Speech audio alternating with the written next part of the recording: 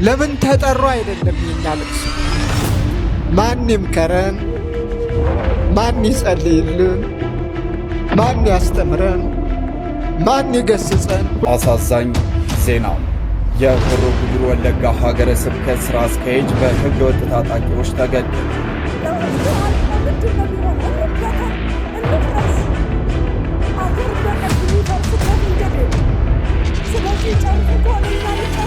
ሰላም መሆን ትፈልጋላችሁ? እናንተ ባለስልጣናት ካላችሁ እጃችሁን ሰብስቡ፣ ንጹሃንን መግደል አቁሙ። ካልሆነ እንዲህ አይነቱን የሞት ሽፋን ሰጪ ለገዳይ ገጽታ የሚገነቡ የደነዘዘው ወጣት ሰላም ለእናንተ ይሁን። እንደምን አላችሁ? እንደምን ቆያችሁ? በዛሬው ቪዲዮ እንግዲህ መልአከ ኤዶም ዱጉማ የሆሮ ጉዱሩ ወለጋ ስራ አስኪያጅ በግፍ ተገድለዋል ማለት ነው። በታጣቂዎች በግፍ ተገድለዋል። እሱን የምንመለከት ይሆናል። እንዲሁም ደግሞ ይህን ተከትሎ አንድ አባት መነኩሴ ናቸው ለመንግስት ማስጠንቀቂያ ሰጥተዋልኝ። እባካችሁ ግድያውን አቁሙ፣ እረፉ የሚል መረር ያለ ማስጠንቀቂያ ሰጥቷል። እሱን የምንመለከት ይሆናል ማለት ነው። ይህን ተያይዞ በወለጋ በተለያዩ የአርሲ ከተሞች የሚገደሉት ለምንድን ነው? በዋነኝነት ምክንያቱ ምንድን ነው? መምህራችን ዘማርያም ይነግረናል። እሱንም የማሳያችሁ ይሆናል ማለት ነው። እንዲሁም ደግሞ ወንድማችን እፎይ የሚነግረን ነገር አለ። እጅግ ድንቅ የሆነ መልእክት አለኝ ስሙኝ ይላል። እሱን የምናየው ይሆናል ማለት ነው። ብፁዕ አቡነ አብርሃምን በሞቱት ሁለት አባቶች ላይ መሪር ለቅሶ አልቅሰዋል ማለት ነው። እጅግ አልቅሰዋል። ልብ የሚነካ ለቅሶ አልቅሰዋል። እሱን እናያለን። አብራችሁን ቆዩ። ሰብስክራይብ ምንድነው የማታደርጉት? ለምንድነው የማታደርጉት? አሁን አድርጉ። የኢትዮጵያ ኦርቶዶክስ ተዋሕዶ ቤተክርስቲያን ማህበረሰብ በሆሮ ጉዱሩ ወለጋ ሀገረ ስብከት የደረሰው እጅግ ዘግናኝ ግድያ በከፍተኛ ሀዘንና ቁጣ ተቀብለውታል። የሀገረ ስብከቱ ዋና ስራ አስኪያጅ የሆኑት መልአከ ኤዶም ቀሲስ ዱጉማ ኡፋ እና አገልጋይ የሆኑት ቀሲስ ደሳለኝ ነሞምሳ በህገወጥ ታጣቂዎች በግፍ ተገድለዋል። ሁለቱ የተገደሉት ካህናትና ሌሎች በርካታ የሀገረ ስብከቱ ሰራተኞችና የወጣት ማህበራት አገልጋዮች በአሮቶ ማርያም የዳር ጽዮንን በዓል አክብረው ሲመለሱ ህዳር 21 ማለት ነው ሻንቡ ከተማ መዳረሻ ላይ በታጣቂዎች ተወስደው ነበረ። እነሱንም ለማስመለስ ሀገረ ስብከቱ ብፁዕ አባታችን አቡነ ኒቆዲሞስን ጨምሮ በዛ አካባቢ ያለው የመንግስት አካላትም ብዙ ርብርብ ሲደረግ ነበር። ነገር ግን ሌሎች ታጋቶች በጊዜ ተፈተው ወደ ቤታቸው ቢመለሱም መልአከ ኤዶም ቀሲስ ዱጉማ ኡፋና ቀሲስ ደሳለኝ ነሞምሳ ግን በትናንትናው ዕለት በግፍ መገደላቸው ተገልጿል ማለት ነው። በሰላም በጸሎትና በእምነት አገልግሎት ብቻ የተሰማሩ የሃይማኖት አባቶችን በግፍ መግደል የህሊና ወንጀል ነው። የአሰቃቂ ድርጊት የሀገረ ስብከቱንና መላውን የቤተ ክርስቲያን ምዕመናን በጥልቅ ሐዘን ውስጥ የከተተ ነው። እንግዲህ ከሁሉ አስቀድሞ ሁላችንም ለአባታችን ነፍስ ይማር ማለትን አንርሳ። በኮሜንት ላይ ሁላችንም ነፍስ ይማር እንበል ማለት ነው። እንግዲህ ይሄ ኦርቶዶክሳዊ ግድያ፣ ማሳደድ፣ ማፈናቀል እንደቀጠለ ነው ማለት ነው። እኒህ አባት እንግዲህ አስቀድመው ታስረው ነበር፣ ሲንገላቱ ከረሙ። ከዚያም ደግሞ ተገድለዋል ማለት ነው። ከአርሲ ወደ ሻሸመኔ፣ ከሻሸመኔ ወደ ወለጋ እንዲህ ቦታውን እየቀያየረ ኦርቶዶክሳውያን ታርጌቱ ነው እያነጣጠረ ግድያ ይፈጸምባቸዋል ማለት ነው። እንደነዚህ አባቶች ግን እንደ ሰው የላመ የጣመ ሳይመገቡ እንደ ሰው እናጊጥ ሳይሉ ራሳቸውን ለእግዚአብሔር ብቻ ሰጥተው ስለዚህ መከራ ስለበዛበት ዓለም ፈተና ስለተደራረበባት ሀገራችን ኢትዮጵያ የሚጸልዩ አንጋፋ አባቶቻችንን በዘመናችን አጥተናል። ታዲያ መቼ ነው የምንባንነው? መቼ ነው የምናስበው? መቼ ነው እግዚአብሔር ሆይ ልብ ስጠን የምንለው? ወዴትስ ነው ጉዟችን? ወዴትስ ነው የምናመራው? ራሳችንን እንጠይቀው። እነሱ መልካም ተጋድሏቸውን ተጋድለው አልፈዋል። በልማዳችን ሰዎች ናቸውና በማወቅም ባለማወቅም እባክህ እግዚአብሔር ሆይ መንግስትህን አውርስ ብለን ልንጸልይ እንችላለን። እየጸለይንም ነው። እግዚአብሔር ግን እንደመረጣቸው የምናምነው ሞትን ሲፈሩ አላየናቸውም። ይልቁንም ለመሄድ ሲናፍቁ ይልቁንም እኛ ቀሪዎች በሃይማኖት እንድንጎለብት በምግባር እንድንታነጽ የጊዜያዊ ዓለም እንዳያታልለን አወዳደቃችን እንዳይከፋ የእግዚአብሔር ሆነን እስከ መጨረሻው እንድንጸና እያስተማሩን እየመከሩን በሚያልፈው ዓለም የማያልፈውን እንድንወርስ ነው። ልቀቱ እንግዲህ ሆን ተብሎ በዓላማ ነው የሚገደሉት። በዚህ በታጣቂዎች እንግዲህ በዚህ አካባቢ የፕሮቴስታንት መምህራኖች ሲገደሉ ፓስተሮች አናቅም አንሰማም፣ ሲታሰሩ ሾዎቹ ሲታሰሩ ሲገደሉ አልሰማንም። የሚገደሉት ኦርቶዶክሳውያን ምዕመናን፣ ኦርቶዶክሳውያን አገልጋይ ካህናት፣ ዲያቆናት ናቸው። ሆን ተብሎ ዓላማ የሚደረጉት ኦርቶዶክሳውያን ብቻ ናቸው። ኦርቶዶክሳውያንን የማጥፋት ዘመቻ ነው የምንለው ለዚህ ነው። ድምጻችንን በተደጋሚ የምናሰማው ኦርቶዶክሳውያንን ነጥሎ የመግደል ከአካባቢው የማጽዳት እንዲሁም ደግሞ ሃይማኖትን የማዳከም አገልጋዮችን የመግደል ተግባር ዋነኛ ዓላማ አድርጎ የሚንቀሳቀስ ቡድን አለ። ይሄም ታጣቂ ቡድን መንግስት የሚያውቀው የሚታወቅ እርምጃ ለመውሰድ ነው እንጂ ዳተኛ የተሆነው ማን እንደሆነ ይታወቃል። ለምንድን ነው ኦርቶዶክስ ያለ ይሄ ሁሉ መከራ የሚደረገው? በዓላማ ነው ስንል እንግዲህ በምክንያት ነው። እስኪ በዚህ ጉዳይ ዘማርያምን እንስማው። ስለዚህ የመጣው ገፈት ሁሉ ኢትዮጵያ ላይ የሚፈጠረው ነገር ሁሉ ቅድሚያ ያገኛታል። እሱን ነው እኮ ሚስጥር ማወቅ የፈለኩት። ለምን እኮ ነው እንጃ ያላውቅም ማለት አንድ ነገር ነው ማውቀው እኔ አጋጣሚ እንዳልሆነ ግን አውቃለሁ። አጋጣሚ ተሰልቶ ታቅዶ ታልሞበት የሆነ እንጂ አጋጣሚ አይደለም። እንዴ የእንትን ጊዜ እኮ ሲደረግ በህገ ወጥ ሲመት ጊዜ እኮ ሲደረግ ይሄ አይነት የጥይት ናዳ እኮ ቤተክርስቲያን ውስጥ ዘግቶ ቤተክርስቲያን እኮ የተቀመጠው ታጣቂ አይደለም፣ አሸባሪ አይደለም፣ መሳሪያ ለያዘ አመፀኛ አይደለም፣ የሌላ ሀገር ዜጋ አይደለም። ግቢውን ቤተክርስቲያኑን ዘግቶ ለነበረ ሰው ላይ ይሄን አክል ተደረገው እኮ ሌሎች ቦታዎች ላይ እኮ ዝዋይ እኮ አልሆነም። ይሄ ሞጆ ላይ እኮ አልሆነም። ቢሾፍቱ ላይ እኮ አልሆነም። ይሄ ኦሮሚያ ክልል ናቸው እነዚህ ሁሉ ምንም አልሆነም። እነዚህ ቦታዎች ላይ ሆይ ነው ለምንድን ነው ያዛ ቦታ እንደዛ አንተ ትክክል ሰው ለምንድን ነው የተፈለገው? ይናክ ኢቭን ያ የሃጫሉ ሞት ጊዜ የክርስቲያኖች ቤት እንዳለ እየተለቀመ ንብረታቸው ሲቃጠል ይሄ ሌሎች ኦሮሚያ ክልሎች ላይ አልሆነም። ለምን አርሲ ላይ ነገር ይሆን? አጋጣሚ ነው። ምንም ነገር በመጣ ቁጥር የጥቃቱ ሰለባ ቁጥር አንድ የሚሆነው ያ እና ደግሞ የሚገርም ደግሞ እሺ ከመንግስት አቅም በላይ ሊሆን ይችላል እንኳን በቅንነት እንኳን እንዳታስበው ለዚህ መንግስት ይቅርታ ካሳ ንብረታቸው ለወደመባቸው ማጽናኛ አይዟችሁ የለም። እና እንዴት ይሄን አጋጣሚ ነው ትልት ይችላል? እንዴት ነው አጋጣሚ ነው የሚችለው? ቤት በኩል ነው አጋጣሚ ነው። እንዴት አንተ እንደ መንግስት አታጽናና? እናቱን ያጣ አባቱን ያጣ ወንድሙን ያጣ እያለ ይቅርታ አይደረግም እንዴት አትልም? ያ ሆኖ ማለት ነው። ይሄ ብቻ አይደለም ነው ቢገርም፣ ይሄ ከቤተ መንግስቱ ነው።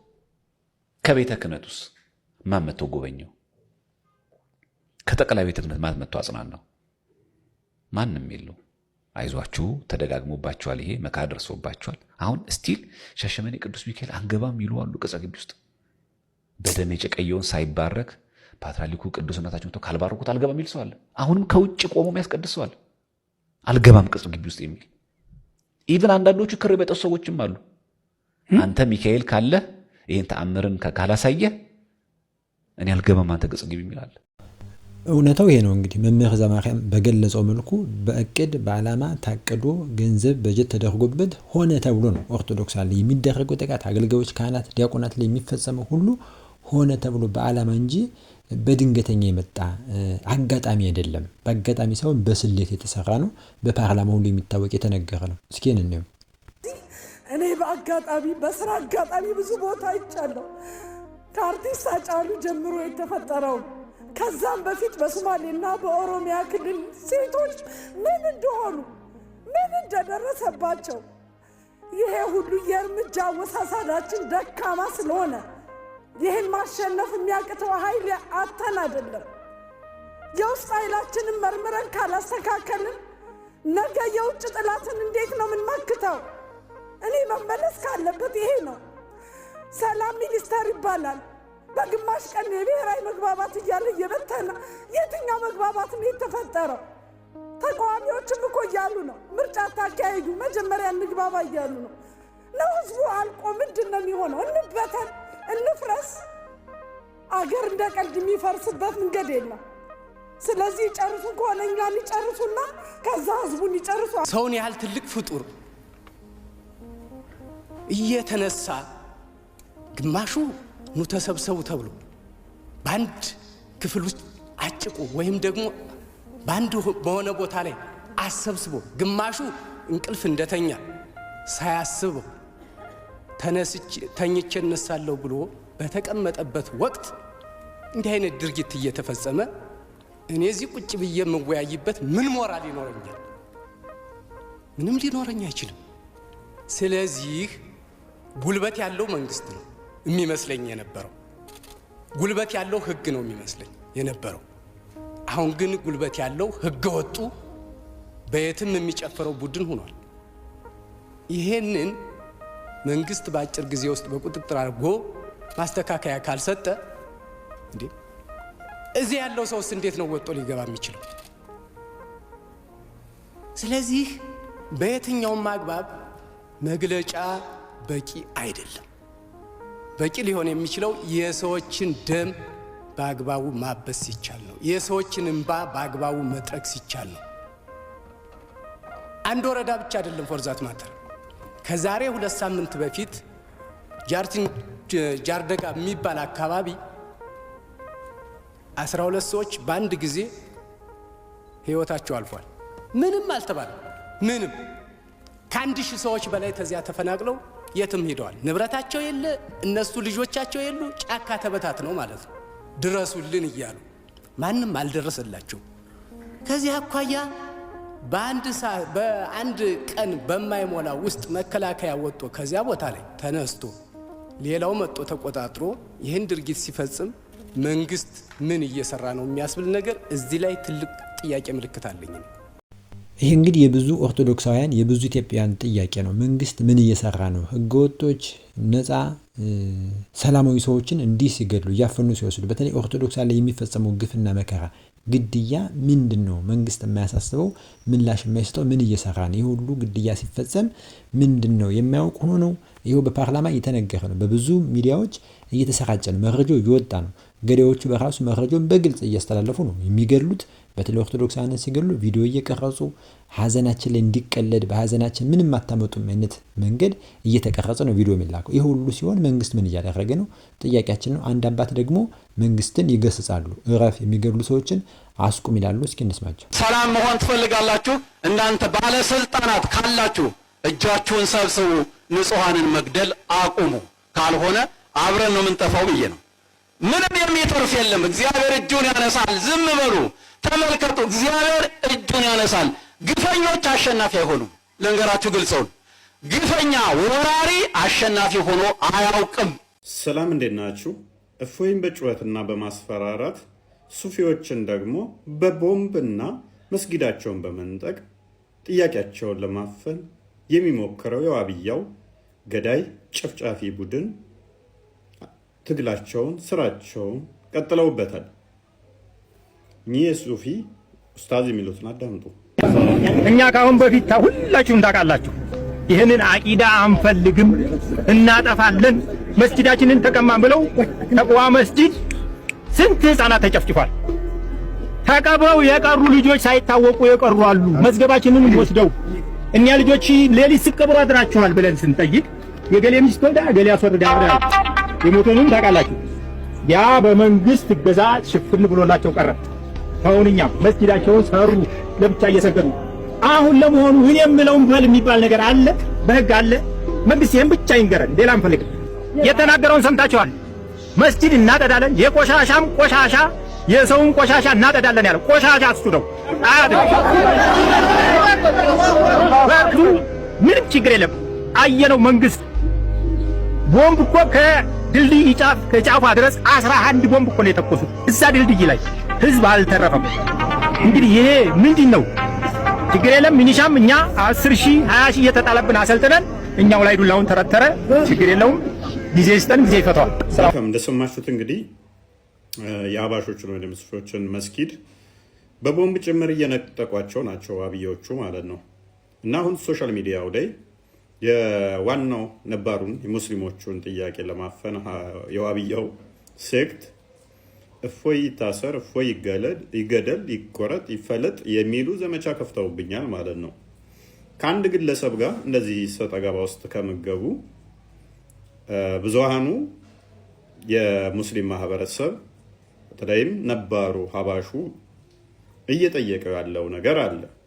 ከመስጊዳችን ውጡልን፣ መጅሊሳችንን መልሱልን፣ አትግደሉን እያሏችሁ ነው። በዙሪያችሁ ያሉትን መግደል፣ ከመስጊዳቸው ማስወጣት አቁሙላቸው፣ መጅሊሳቸውንም መልሱላቸው። እኛ የጠየቅናችሁ አላህ አባት አለው፣ እግር አለው፣ እጅ አለው፣ አይን አለው፣ ጆሮ አለው፣ ይወጣል ይወርዳል ትላላችሁ። እንደ ሼኹል ኢስላም ኢብኑ ተይሚያ ደግሞ ጸጉር አለው ወዘተ ይላል። ጭንቅላት ይኑረው አይኑረው አናቅም ትላላችሁ። እና ወጣት የሆነው ጺም አልባው ፍሪዛሙ ምን ላይ ነው ፍሪዞ የበቀለው? ይህንን ስንጠይቃችሁ ስድብ ይመስላችኋል እና የሚገደል ትላላችሁ። ይህ አላህ ካሳፈራችሁና ማታመልኩት ከሆነ ከተሸመቃቃችሁበትና ስድብ ከመሰላችሁ አካላቱ የተበታተኑ ይሁን የተገጣጠሙ ስንት እንደሆኑ እንኳን ማታቁት ከሆነ እንዲህ የሚያሳፍራችሁና የሚያሸማቅቃችሁ ከሆነ አላህ በክፍል አካላት አይገለጥም ብላችሁ እንደ አባሾቹ አቂዳችሁን ማስተካከል ነው። ካልሆነ ግን እፎይ የተሳደበ እያላችሁ ነጋ ጠባ ታልቅሱብኝ። እኔ ሶፍት ለእናንተ ገዝቶ ማደል ስለማልችል ማለት ነው። ባይሆን የነባሩ ሙስሊም መጅሊስ የቀማችሁትን መልሱላቸው። እነሱን መግደል አቁሙ ፍትሃዊ ከሆናችሁ። እናም አታለቃቅሱ። ሶፍት አናድልም ለእናንተ።